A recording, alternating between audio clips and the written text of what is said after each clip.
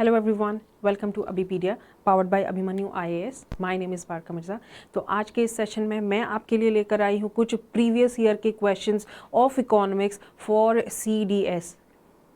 हम previous year questions को solve करेंगे ताकि हमें एक ब्रीफ आइडिया हो जाए, हेल्प मिल जाए कि एक्चुअली किस टाइप के क्वेश्चंस पूछे जाते हैं एग्जामिनेशन में। हम उसी हिसाब से हम अपने टॉपिक को, हम अपने कंटेंट को और मजबूत करेंगे। जहाँ जहाँ पे हमारी वीकनेसेस हैं हम उसको और सुधारने की कोशिश करेंगे to crack our examination.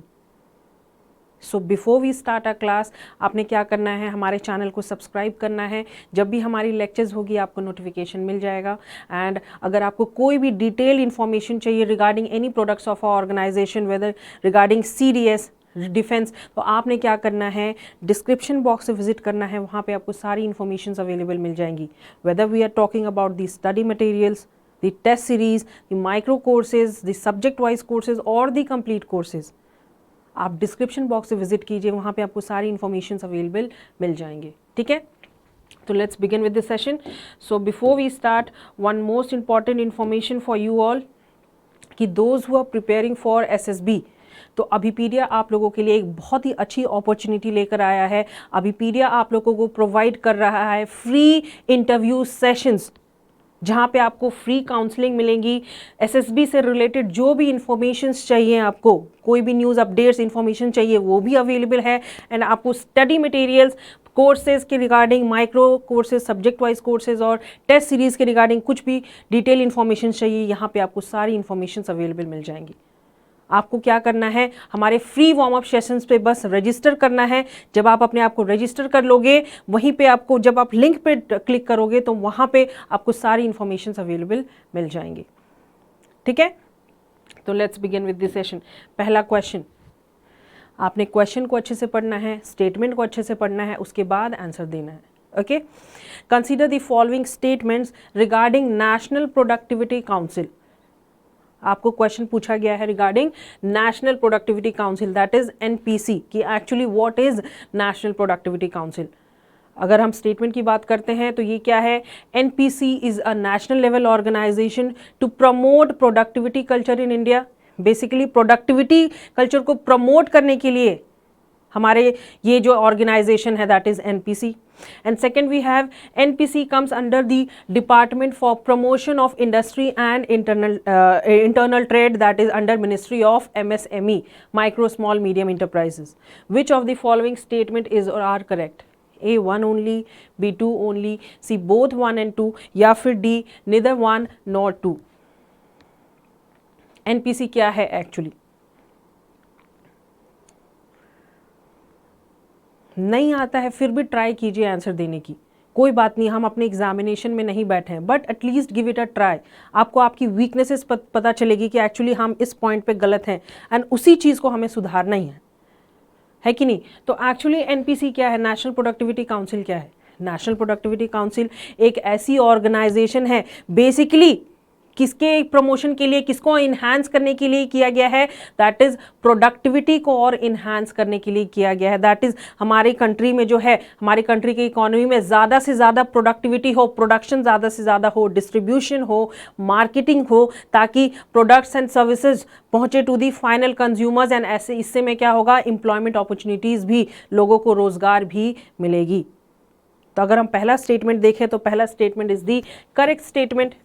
NPC is a national level organisation, ये एक नेशनल लेवल ऑर्गेनाइजेशन है, बेसिकली बनाया गया है to promote productivity culture in India. Basically productivity को कैसे और स्ट्रेंथन करना है और इन्हांस करना है for the growth, for the development of the country, that is NPC. अगर हम सेकंड स्टेटमेंट की बात करते हैं, the NPC comes under the department for promotion of industry and internal trade, that is DPIIT. ये तो सही है यहाँ तक, but not under the Ministry of Micro and Small and Medium Enterprises. It comes under the Ministry of Commerce and Industry.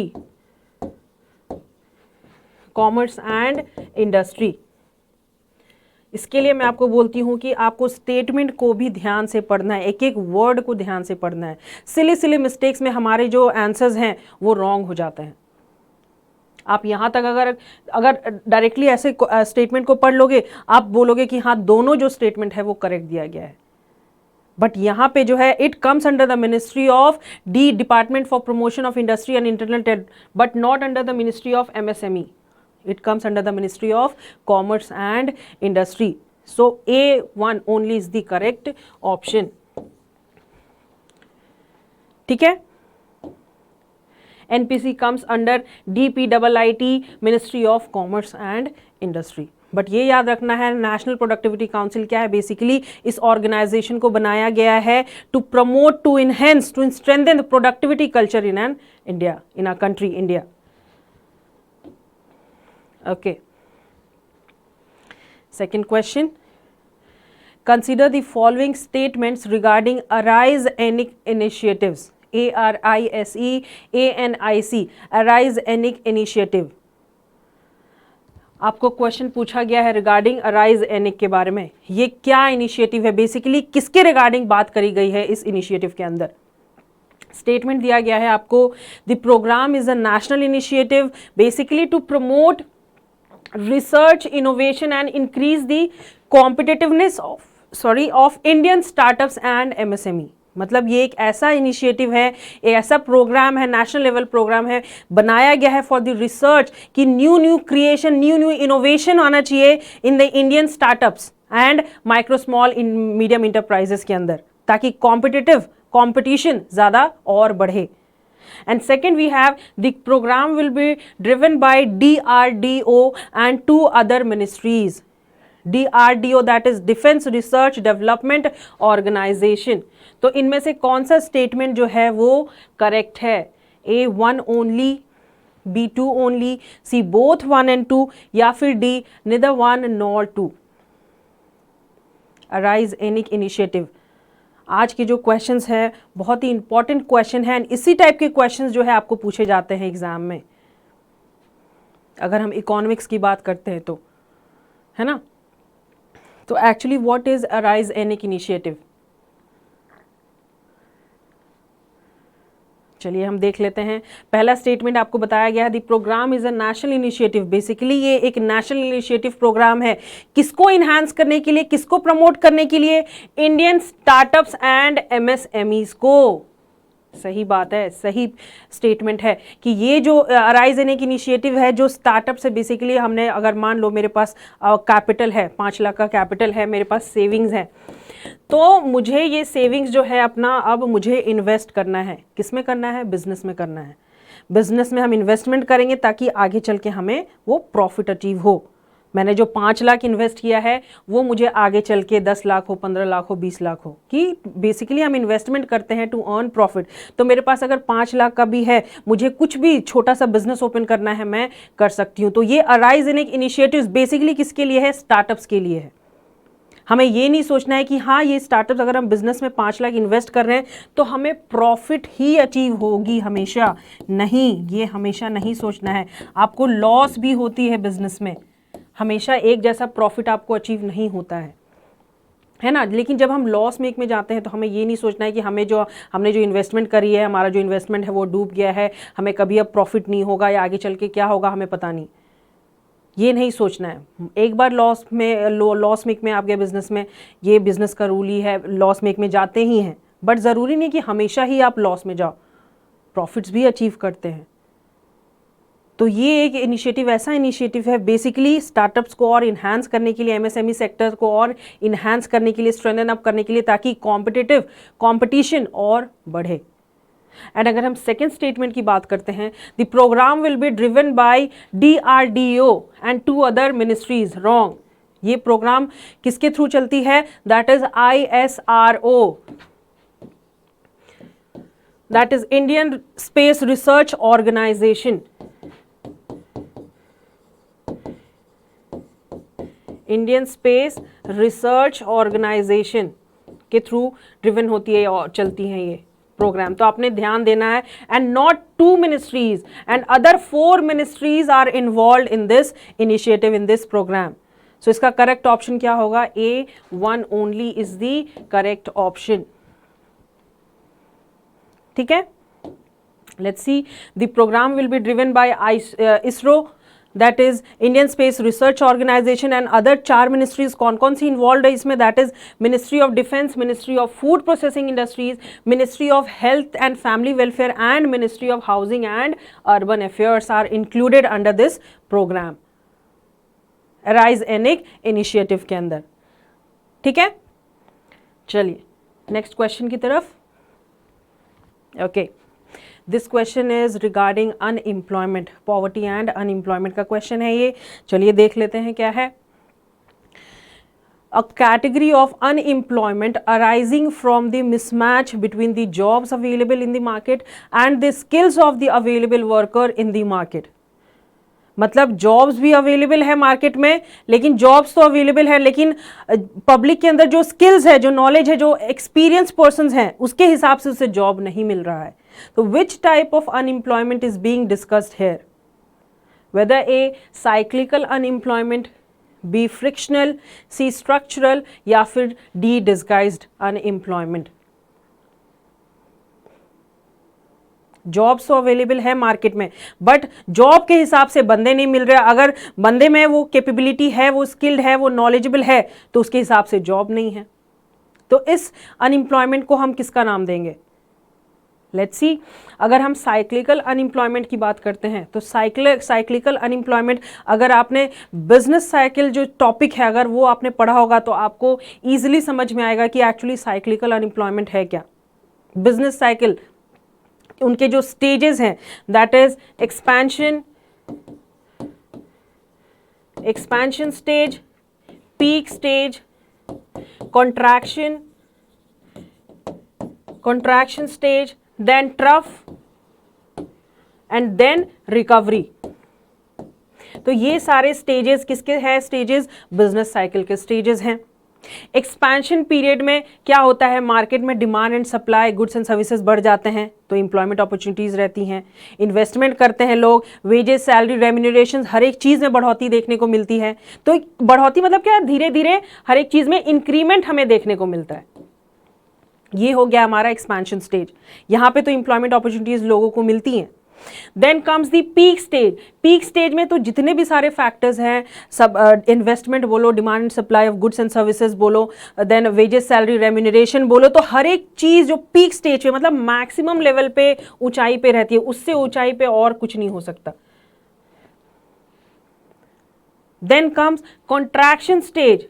Contraction stage basically कि जितने भी सारे एक्टिविटीज़ हैं, जितने भी सारे फैक्टर्स हैं जो कि हमने कहा, वो धीरे धीरे डिक्लाइन होने लगती है।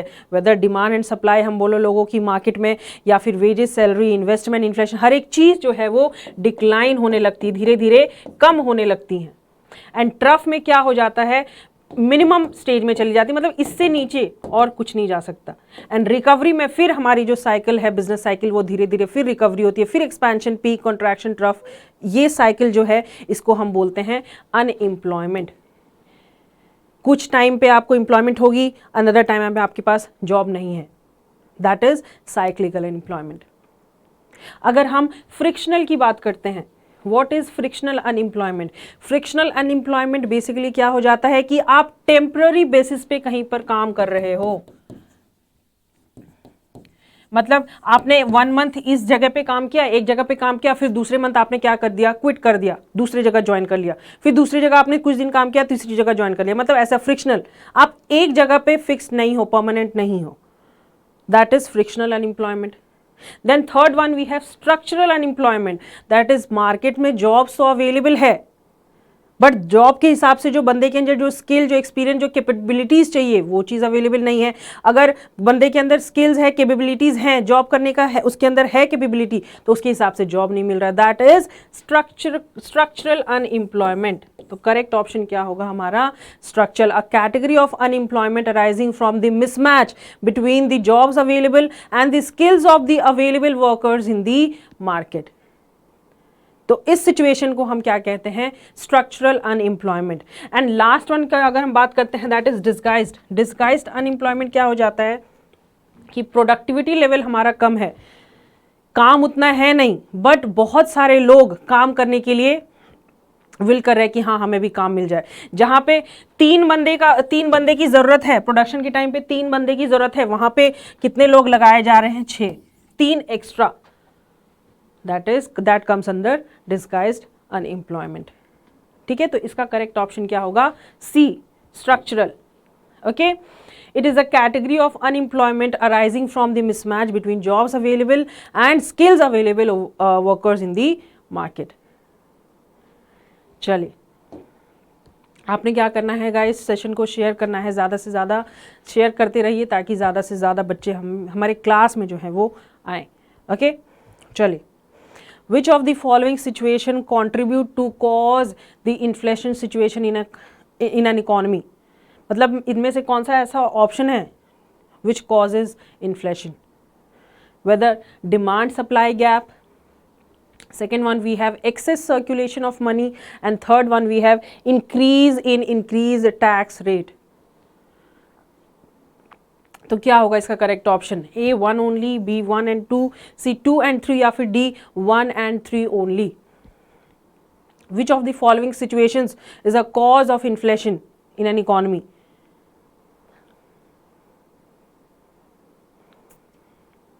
अगर हम डिमांड सप्लाई की बात करते हैं तो ये कॉज करती है inflation situation in an economy. जब मार्केट में लोगों के पास जब पैसा ज़्यादा हो जाता है, यहाँ पे 2 कंडीशंस हम कह सकते हैं। जब लोगों के पास बहुत ज़्यादा पैसा हो जाता है, तो लोग क्या करते हैं? एक्सपेंसेस पे खर्चा करते हैं, देन इन्वेस्टमेंट ज़्यादा से ज़्यादा करते हैं, उनके डिमांड्स बढ़ जाते हैं। तो ऐसे क्या हो जाता है? डिमांड जब बढ़ जाता है तो इन्फ्लेशन, महंगाई भी बढ़ने लगती है। एंड अगर हम सेकेंड कंडीशन देखें, जब लोगों के पास पैसा नहीं होता है तो उनके डिमांड्स भी कम होते हैं, वे इन्वेस्टमेंट भी कम करते हैं, कंजम्पशन पे भी कम खर्चा करते हैं, है कि नहीं? तो ये क्या हो गया हमारा? Demand supply gap. तो ये एक कॉज है इन्फ्लेशन का। Then second one we have excess circulation of money.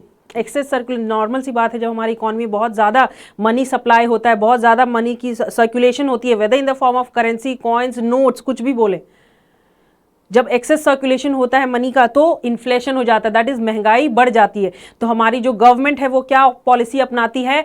Monetary policy to control money supply in the economy. तो excess circulation of money is the cause of inflation situation in an economy.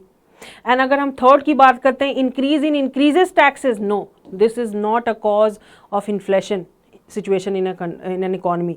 अगर government हमारी tax बढ़ा देती है तो उससे क्या हो जाता है? मार्केट्स में जो लोगों के डिमांड्स हैं वो धीरे धीरे कम होते हैं। लोगों के डिमांड जब कम होते हैं तो वो खर्चा भी कम करते हैं, है कि नहीं? खर्चा कम करते हैं, इन्वेस्टमेंट कम करते हैं। इससे क्या होती है? महंगाई भी धीरे धीरे कम होती है। तो ये इंक्रीज टैक्स रेट को बढ़ाने से ये कोई कॉज नहीं है इन्फ्लेशन सिचुएशन हमारी कंट्री में बढ़े, इन्फ्लेशन आए, महंगाई आए। सो करेक्ट ऑप्शन क्या होगा? B 1 and 2 only, demand supply gap and excess circulation of money in the economy causes inflation situation in a country हम कह सकते हैं। The government can increase taxes such as VAT, that is value added taxes. इससे क्या होगा? जब हमारी government जब टैक्स को बढ़ा देती है, एंड उससे क्या होता है? टैक्स बढ़ा देती है, उससे क्या होता है? रेवेन्यू कलेक्ट होता है हमारी सरकार के पास। टैक्स बढ़ा देती है एंड स्पेंडिंग पर्पस जो एक्सपेंडिचर पे वो खर्चा करती है डिफरेंट प्रोजेक्ट्स पे, इंफ्रास्ट्रक्चर्स पे, स्कूल्स, डैम्स, रोड, बिल्डिंग जो पब्लिक के लिए है उसको क्या कर देती है? कम कर देती है। तो ये एक इंप्रूवमेंट हम कह सकते हैं to reduce inflation in a country. ठीक है, तो B is the correct option. चलिए next question. Consider the following statements with the reference to poverty alleviation programmes. This question is asked regarding poverty alleviation. यहाँ पे 2 schemes की बात करी गई है, that is Annapurna scheme and Pradhan Mantri Kaushal Vikas योजना। अब देखते हैं स्टेटमेंट क्या है। अगर हम अन्नपूर्णा स्कीम्स की बात करते हैं तो this scheme was started by the government in 1999 से 2000 के बीच में to provide food to people identified as BPL families. मतलब इस स्कीम के द्वारा जितने भी सारे बीपीएल फैमिलीज है, बिलो पॉवर्टी लाइन फैमिलीज जो हैं, जो बेसिकली हमें विलेज एरियाज में, रूरल एरियाज में देखने को मिलता है, अन्नपूर्णा स्कीम में क्या है? उनको फूड ग्रेन्स प्रोवाइड किया जाएगा bye the government of a country. ठीक है। एंड अगर हम प्रधानमंत्री कौशल विकास योजना स्कीम की बात करते हैं तो बेसिकली ये स्कीम फोकस करती है on fresh entrant to the labour market, specially students who have passed class 12। मतलब प्रधानमंत्री कौशल विकास योजना स्टेटमेंट की अगर हम बात कर देते हैं तो इस स्टेटमेंट पे ये कहा गया है कि ये जो स्कीम है बेसिकली निकाला गया है for the youths labour markets, labour intensive के लिए, कि लोगों को काम मिले, रोजगारी मिले, एंड उस स्टूडेंट को जिन्होंने पास किया है क्लास 12th। तो इनमें से कौन सा स्टेटमेंट करेक्ट है? A1 only, B2, C both, या फिर D निदर वन नॉट टू? ध्यान से आपने स्टेटमेंट को पढ़ना है, उसके बाद आपने आंसर देना है। Poverty alleviation programmes,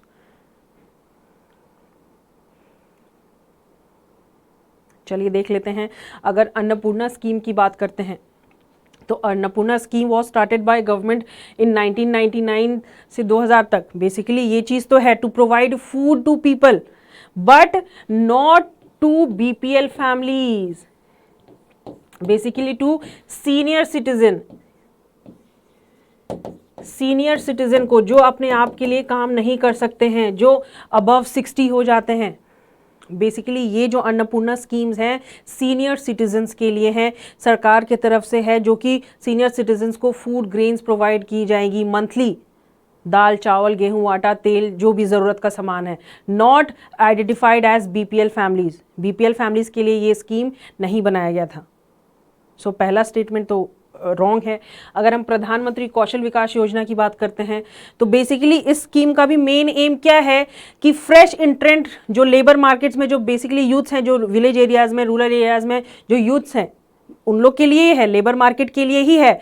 but specially who have passed class 12th, no, specially drop outs के लिए, जिन्होंने जो स्टूडेंट्स, जो यूथ जो क्लास 10 एंड क्लास 12 में प्लग कर जाते हैं, फेल कर जाते हैं, ड्रॉप लग जाती है जिनकी, बेसिकली उनके लिए ये स्कीम है, दैट इज प्रधानमंत्री Kaushal Vikas Yojana. Not to students who have passed class 12। So D is the correct option, that is neither 1 nor 2। ठीक है। Annapurna scheme, food to senior citizens who cannot take care of themselves and are not under the national old age pension scheme। Senior citizens के लिए हैं and those beneficiaries who are not under the national old age pension schemes, वही Annapurna scheme का लाभ उठा सकते हैं, वो senior citizens. And Pradhan Mantri Kaushal Vikas योजना क्या है? बेसिकली फोकस तो है fresh entrants to labour markets, specially labour markets and class 10 and 12 drop outs, जो फेल हो गए थे 10 एंड 12 के स्टूडेंट्स, उनके लिए है Kaushal Vikas Yojana. Then consider the following statements and identify the right ones. फिर से स्टेटमेंट बेस्ड क्वेश्चन है, चलिए देख लेते हैं।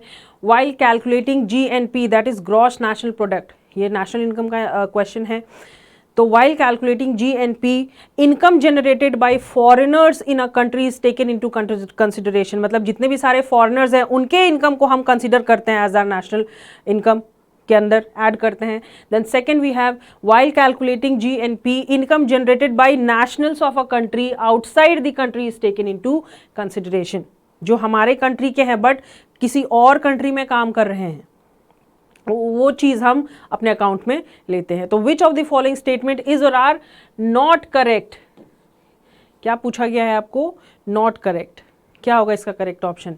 1, 2 बोथ, या फिर D निदर 1 not 2?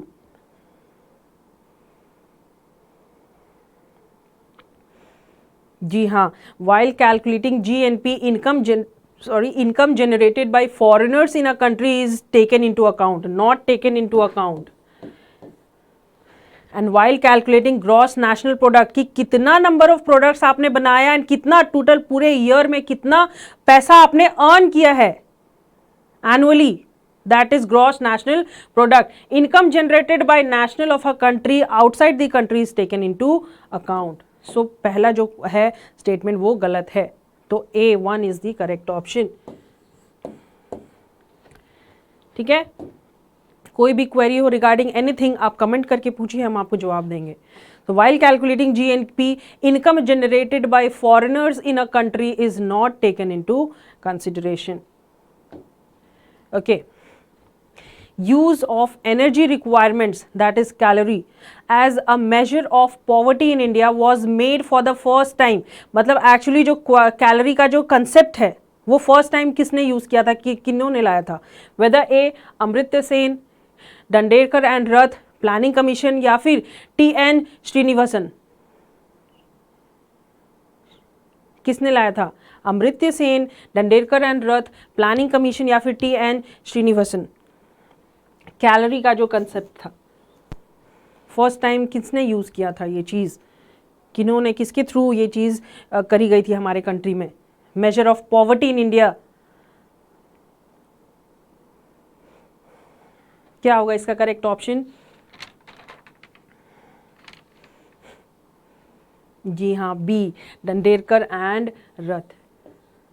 Use of energy requirements, calories as a measure of poverty in India was made for the first time by Danderkar and Rath. 1971 में यूज किया गया था. Used a daily intake of 2250 calories per person, basically to identify poverty line for India. Poverty line estimation के लिए कितना उन्होंने दिया था कैलोरी, कितना कैलोरी इंटेक होनी चाहिए एडल्ट्स को पर person? 2250 calories per person to define the poverty line for India. And they concluded from the study that 40% of the rural residents, rural areas में अगर देखें तो 40% एंड अर्बन एरियाज में 50% पर्सन जो है इतने लोग पाए गए थे ड्यूरिंग 1960 से 61 of urban residents were below poverty line. कितने number of people जो हैं below poverty line है during 1960 and 61. With the help of this intake calorie इसके थ्रू पता चला था हमें. तो ये किसका कंसेप्ट था? दंडेरकर एंड रथ इन 1971. ठीक है, चलिए next question. Consider the following statements with reference to मनरेगा. ये मनरेगा का क्वेश्चन है, हम सबको पता है मनरेगा के बारे में, फिर भी चलिए हम देख लेते हैं. पहला स्टेटमेंट क्या है? It is an employment scheme that was launched to provide social security by guaranteeing a minimum of 100 day paid work per year to skilled labourers. या फिर ये 100 डे वर्क है जिसमें हर दिन में आपको हर दिन के लिए आपको पैसा प्रोवाइड किया जाएगा. बेसिकली इनफॉर्मल सेक्टर में, अनऑर्गेनाइज सेक्टर में जैसे लोग काम करते हैं, रूरल एरियाज, विलेज एरियाज में देखने को मिलता है हमें. पहला स्टेटमेंट तो ये है. Then second, the scheme was launched in 2007. ये स्कीम कब लॉन्च किया गया था? 2007 में. एंड थर्ड स्टेटमेंट इज, ये बेसिकली क्या है? This act provides right to work to people. कौन सा स्टेटमेंट इसमें से करेक्ट नहीं है? Which of the following statement is not correct? 1, B both 1 and 2, C 3 only, या फिर D 2 ओनली. कौन सा स्टेटमेंट इनमें से इनकरेक्ट है, रॉन्ग है? हमें पता है मनरेगा क्या है. Mahatma Gandhi national rural employment guarantee act है. ये एक सोशल सिक्योरिटी एक्ट है जो कि गारंटी करती है हमारी सरकार की तरफ से कि मिनिमम 100 डे वर्क के लिए आपको पेमेंट की जाएगी पर ईयर. बेसिकली किसके लिए? अनस्किल्ड लेबरर्स के लिए. तो ये स्टेटमेंट तो सही है. The scheme was launched in 2007. नहीं, द स्कीम वॉज लॉन्च्ड इन 2005. 2005 में स्कीम को इस इनिशिएटिव को लॉन्च किया गया था. Basically for unorganised sectors, unskilled labourers के लिए. And this act provides right to work to people, कि हर एक बंदे को ये अपॉर्चुनिटी दी गई है, उसके अंदर वो कैपेबिलिटी है कि वो काम कर सके, रोजगारी मिले उसे, है ना. तो कौन सा स्टेटमेंट इसमें इनकरेक्ट है? That is D 2 only. कब लॉन्च हुई थी? 2005 में, है ना. It is an employment scheme, ताकि घर घर लोगों को एम्प्लॉयमेंट, रोजगारी मिले. बेसिकली अनस्किल्ड लेबरर जिसके पास कोई काम नहीं है. तो ये 100 डेज पेड वर्क है कि पूरे साल ये चीज़ चलेगी. एंड जितने भी सारे पुअर पीपल है, पुअर फैमिलीज है, weaker section of the society, and उसमें जो एडल्ट, जो बेसिकली एडल्ट मेंबर है, उनको काम करने की अपॉर्चुनिटी दी जाए. तो ये स्कीम कब लॉन्च हुई थी? 2005, to provide social security by guaranteeing a minimum of 100 day paid work per year to all the families. Okay, then an inflationary situation in an economy which results out of a process of wage and price interaction. When wage press prices up and prices pull wages up, इस situation को क्या कहते हैं? तो यहाँ पे एक relationship आपको बताया गया है, that is wage and price interaction के लिए. वेज एंड प्राइस को यहाँ पे फॉरवर्ड किया गया है. इसके रिगार्डिंग आपको बोलना है कि एक्चुअली ये क्या है, whether inflationary gap, deflationary gap, inflation spiral, या फिर सिग्नरेज, जहां पे आपको प्राइस एंड वेज का इंटरैक्शन देखने को मिलता है। अगर हम इन्फ्लेशनरी गैप की बात करते हैं तो इन्फ्लेशनरी गैप बेसिकली क्या हो जाता है, जब हमारे इकोनॉमी में, पूरे इकोनॉमी में हर एक आदमी के पास रोजगार या एम्प्लॉयमेंट अपॉर्चुनिटीज है, एंड ये आपको क्या शो कर रहा है, दैट इज एग्रीगेट जो डिमांड है, टोटल डिमांड हमारी इकोनॉमी की एक्सीड कर रही है टोटल सप्लाई से, एग्रीगेट सप्लाई से, at full employment level, at full employment level. तो ये क्या हो गया हमारा इन्फ्लेशनरी गैप।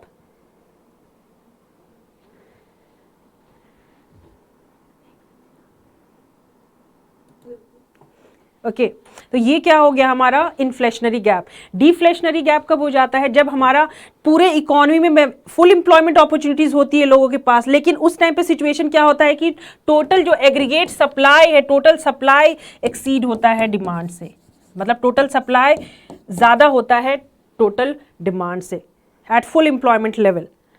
ठीक है, देन कम्स हमारा इन्फ्लेशन स्पाइरल। इन्फ्लेशन स्पाइरल एक ऐसी सिचुएशन है जहां पर आपको वेज एंड प्राइस का इंटरैक्शन देखने को मिलता है।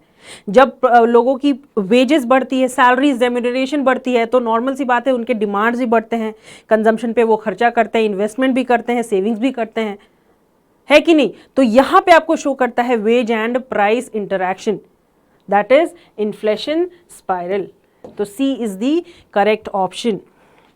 एंड डी क्या है, बेसिकली सिग्नरेज क्या है कि profit made by the government. ये क्या है, सिग्नरेज बेसिकली गवर्नमेंट जो प्रॉफिट हासिल करती है by issuing currencies, that is seigniorage. तो C is the correct option. ठीक है, जहां पे आपको वेज एंड प्राइस का इंटरैक्शन देखने को मिलेगा। When wages press prices up and prices pull wages up is known as inflationary spiral. ठीक है, चलिए next question, last question. Which of the following brings out the consumer price index numbers for industrial workers? तो ये basically किसके लिए पूछा गया है, आपको इंडस्ट्रियल वर्कर्स के बारे में पूछा गया है। तो इंडस्ट्रियल वर्कर्स के जो रिपोर्ट है वो किसके थ्रू, किसके द्वारा निकाला जाता है, whether Reserve Bank of India, department of economic affairs, labour bureau या फिर department of personnel and training. अगर हम इंडस्ट्रियल वर्कर्स की बात करते हैं, इंडस्ट्रियल वर्कर्स की पर डे के हिसाब से वो काम कर रहे हैं कि पर आवर के हिसाब से काम कर रहे हैं या फिर पर मंथ के हिसाब से काम कर रहे हैं, उनको कितने वेजेस प्रोवाइड करने चाहिए, एट व्हाट टाइम, तो ये चीज कौन डिसाइड करती है, C the labour bureau. C is the correct option. And जो वो रिपोर्ट निकालती है वो एक labour bureau brings out these index numbers every month with the help of journals, press, monthly index letters के हेल्प से इनके रिपोर्ट्स निकाले जाते हैं बेसिकली इंडस्ट्रियल वर्कर्स के। ओके, तो C is the correct option, that is labour bureau. Okay, once again मैं आपको कह रही हूं कि एसएसबी की तैयारी आप अगर कर रहे हैं तो अबीपीडिया आप लोगों को फ्री इंटरव्यू प्रिपरेशन करवा रहा है। आपने क्या करना है, डिस्क्रिप्शन बॉक्स पे लिंक दिया हुआ है, वहां पे आपको विजिट करना है, वहां पे आपको सारी इंफॉर्मेशन मिल जाएंगी। दैट इज फ्री काउंसलिंग भी, सेशंस एंड एसएसबी रिलेटेड कोई भी इंफॉर्मेशन आपको चाहिए वो भी मिल जाएगा, एंड स्टडी मटेरियल्स, कोर्सेज से रिलेटेड कुछ भी इंफॉर्मेशन चाहिए वो भी अवेलेबल है। ठीक है गाइज, आज का सेशन जो है हमारा यहीं पे ओवर होता है। हम मिलते हैं अपने नेक्स्ट सेशन में, तब तक के लिए थैंक यू।